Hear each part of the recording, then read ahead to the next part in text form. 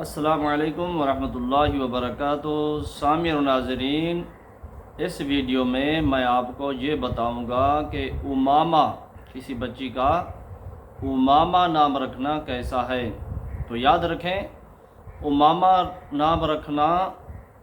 بہتر ہے، اور صرف بہتر نہیں بلکہ باعث برکت بھی ہے اور افضل ہے، اس لیے کہ امامہ حضور مکرم صلی اللہ علیہ وآلہ وسلم کی نواسی کا نام ہے،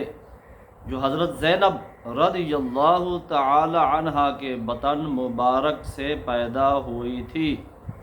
اور آپ صلی اللہ علیہ وآلہ وسلم اپنی اس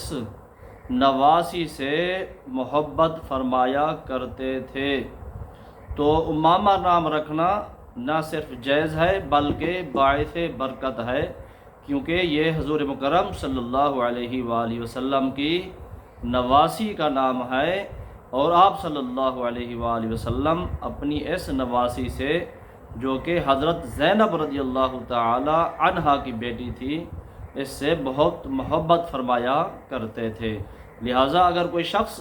اپنی بیٹی کا امامہ نام رکھنا چاہتا ہے